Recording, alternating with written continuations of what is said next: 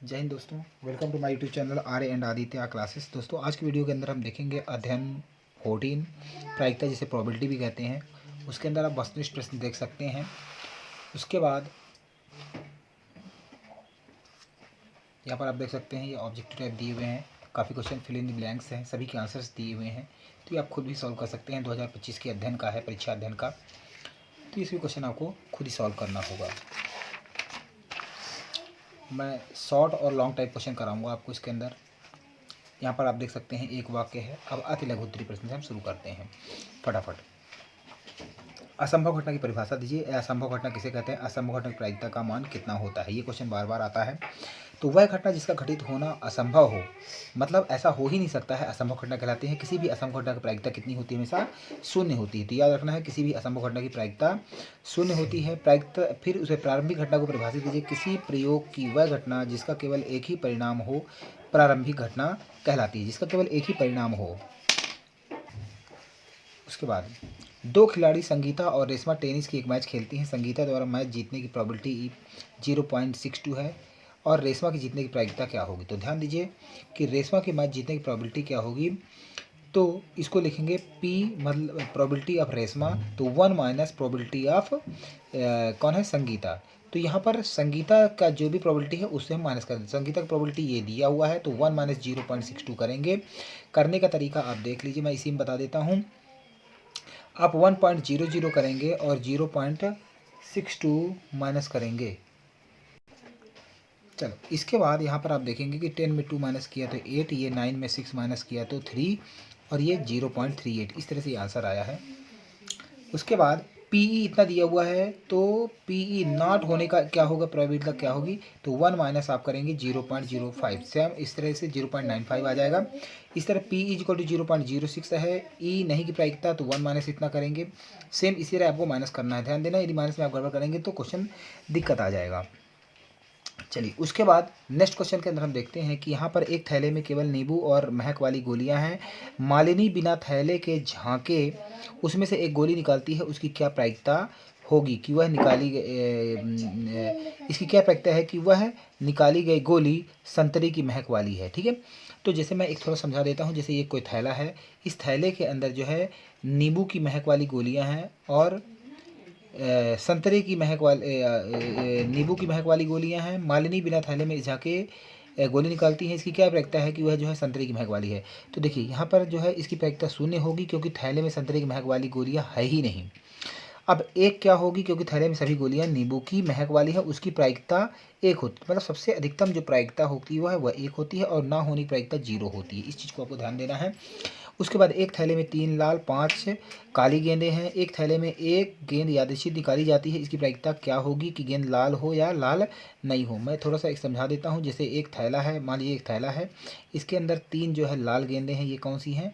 लाल गेंदें हैं। इसके अंदर 1 2 3 4 और 5 ये हैं काली गेंदें। ठीक है, ये थैले के अंदर रखी हुई है। मैं है इसकी यादृच्छिक का मतलब होता है, अच्छा आप जो है अपनी इच्छा अनुसार आप ऐसा निकाल लेते हो, लेकिन ये पता नहीं भाई क्या है। तो अब ये बताइए कि इसमें क्या प्रायिकता हो सकती है कि गेंद लाल हो। ठीक है, तो अब ध्यान देना है कि ये इसके तो परिणाम कितने हो सकते हैं भाई? 3 ही तो है। तो 3 और आपको टोटल निकाल लेता है, तो 5 और 3 तो 8। तो एस इज इक्वल टू मतलब टोटल सम है, ये हमेशा आपको निकाल लेना है। अब लाल की प्रायिकता पूछ रहा है, तो 3 अपॉन नीचे हो जाएगा टोटल।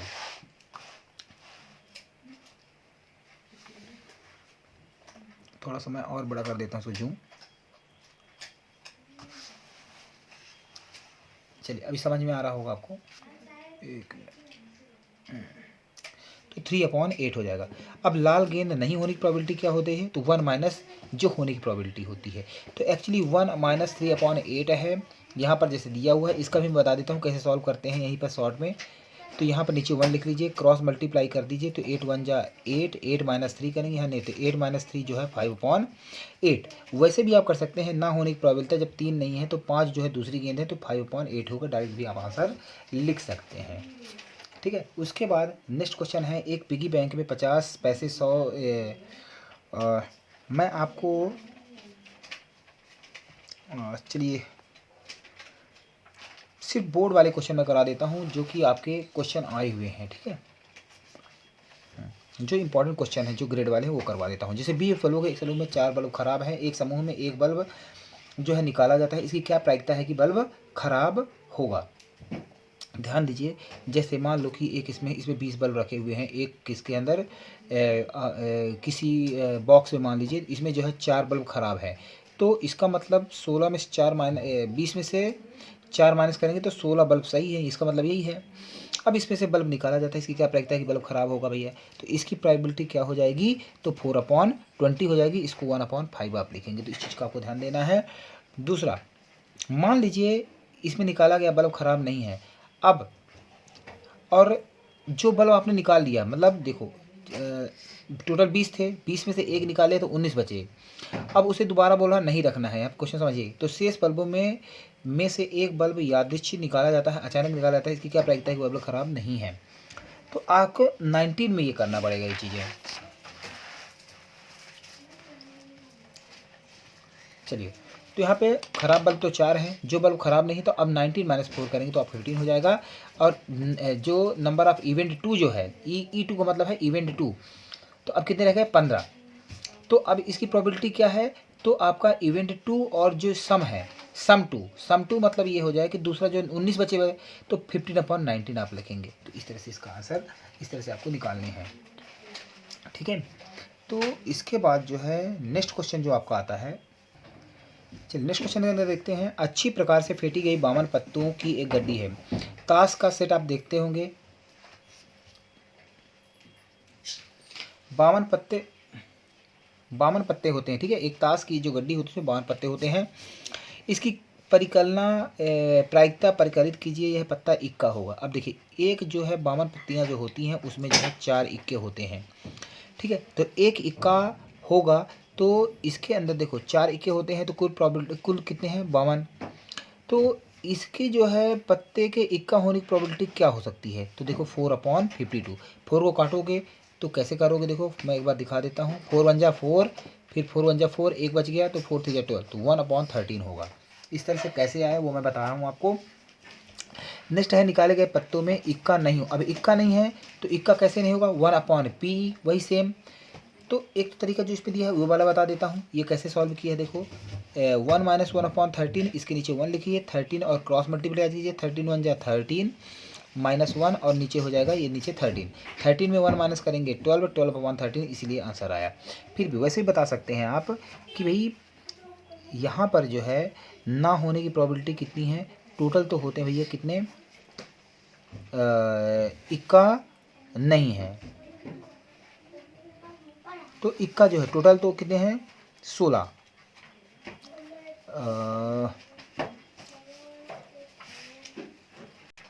अच्छा, दूसरा तरीका ये है कि भाई इक्का नहीं होगा, तो इक्का कितना है 52 से आप 4 माइनस करेंगे तो 48 आ जाएगा, नीचे टोटल ही होगा।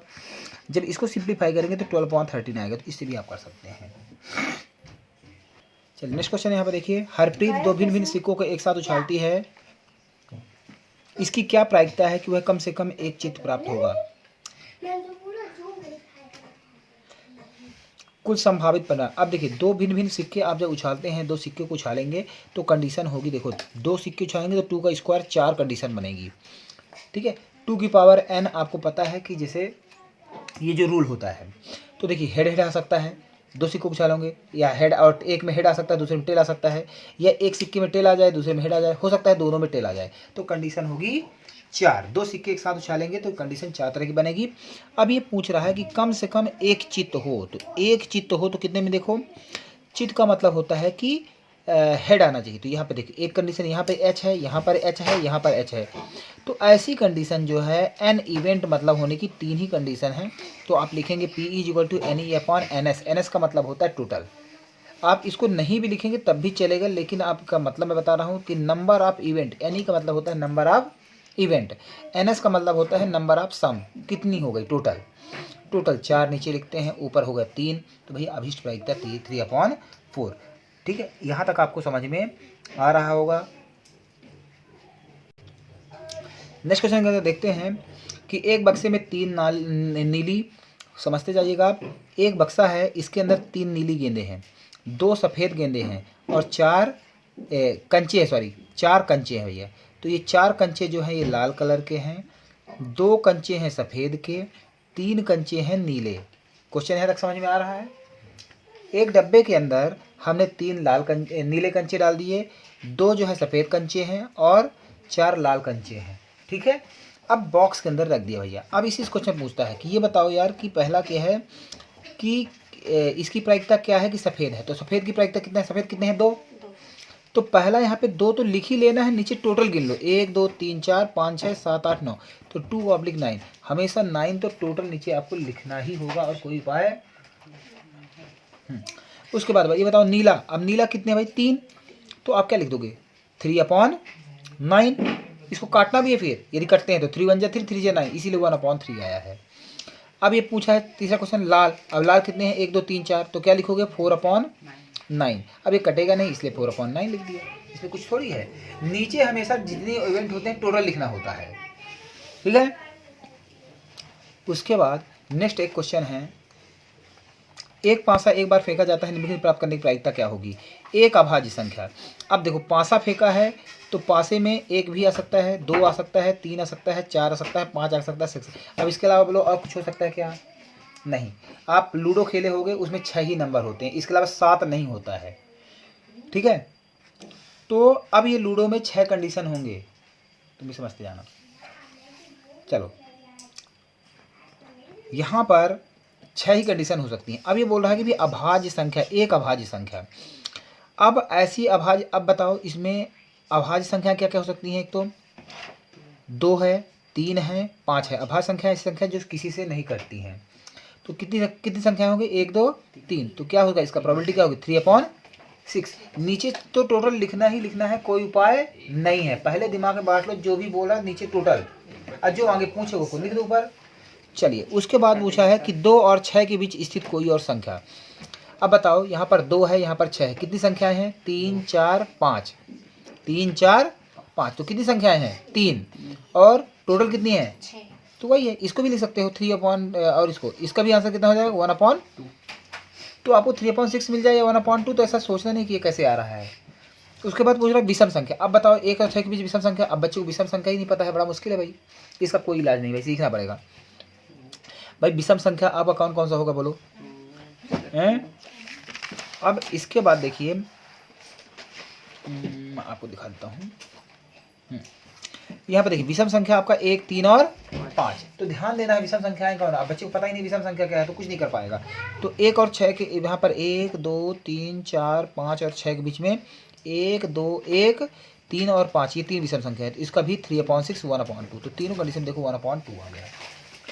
क्लियर है, समझ में आ गया। तो आपको विषम संख्या पता होनी चाहिए, सम संख्याएं पता होनी चाहिए, अभाज्य संख्याएं पता होनी चाहिए। यदि ये नहीं बनेगा तो फिर दिक्कत आ सकती है। चलिए नेक्स्ट कंडीशन हम देखते हैं कि हम एक पासे को एक बार फेंकते हैं तो ज्ञात कीजिए। फिर एक पासा, वही फिर पासा आ गया 1 2 3 4 5 6, बना ही लो भाई। पासा फेंका मतलब 6 बना लो, दिमाग में सिस्टम बैठा लो। पासा फेंका तो 1 2 3 4 5 6 लिख दो। अब पूछ लो भाई, जो क्वेश्चन पूछना पूछो। पूछ रहा 4 से बड़ी संख्या प्राप्त होना। अब 4 से पहले यहाँ देखो 4 से बड़ी, तो 4 से बड़ी क्या हो गई 5 और 6, तो इनको 5 और 6 नहीं लिखना है, 1 2 दो संख्याएं ऐसी हैं। नीचे कितनी संख्या है टोटल, अब काट दो भैया, 2 1 जा 2, 2 3 जा 6, तो 1/3। सिंपल सा लॉजिक। फिर देखो 4 से छोटी, 4 पहुंच गए, 4 से छोटी कितनी है 1 2 3, तो 3/6, तो 3 1 जा 3, 3 2 जा 6, तो 1/2। अब ये जो मैं बता ही दिया हूँ, E2 का मतलब है भैया ये दूसरा इवेंट है, ये है तीसरा इवेंट।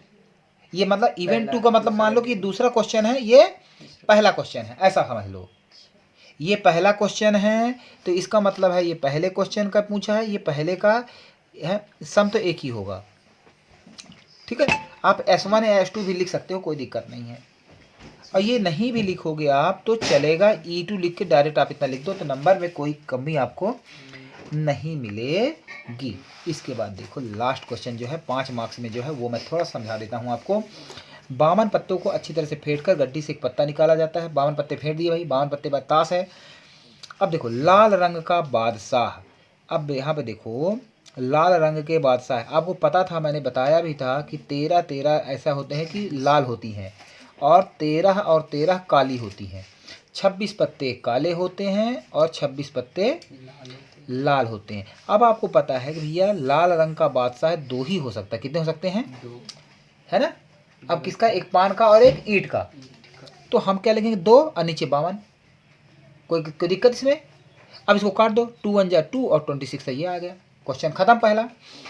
अब देखो, एक फेस कार्ड अथवा तस्वीर वाला पत्ता। ध्यान दो, फेस कार्डों की संख्या कितनी होती भाई?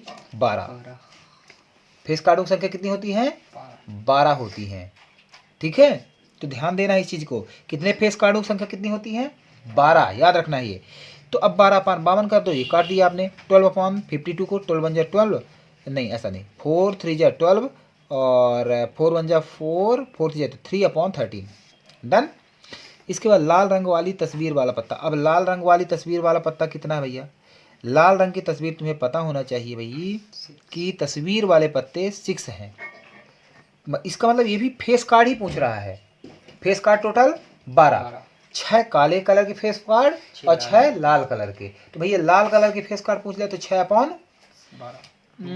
हमेशा यदि ताश हो गया तो 52 और पासा पूछ लिया तो 6, समझ। और सिक्का पूछ लिया, यदि एक सिक्का उछाला तो 2 सिक्का उछाला तो 4। ठीक है, इस चीज को ध्यान देना है। तो 6/52 को काट दो भैया। कैसे काटोगे? 2 3 जा 6 और 2 2 जा 4, एक बच गया। 2 6 जा 12, तो 3/26 कैसे आए बता दिए मैंने। पान का गुलाम। अब बताओ पान का गुलाम कितना होगा भाई? एक ही होगा भाई, पान का गुलाम तो एक ही हो सकता है ना। तो 1/52, कोई दिक्कत नहीं मेरे ख्याल से। 1/52, पान का गुलाम एक ही हो। अब मैं पूछूं ईंट का गुलाम, तो उसका भी 1/52। अब मैं पूछ लूँ इसमें पान और ईंट का गुलाम दोनों का मिला के कितना होगा? तो 2/52। क्वेश्चन की कोई दिक्कत नहीं। हुकुम के पत्तों की संख्या कितनी होती है भैया? 13। हुकुम के पत्ते कितने होते हैं? 13। तो 13/52, 13 1 जा 13, 13 4 जा 52।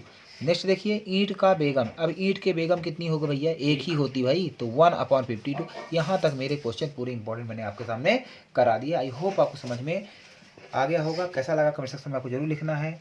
नेक्स्ट वीडियो के लिए मिलते हैं नेक्स्ट क्वेश्चन के साथ। तब तक के लिए जय हिंद, जय भारत।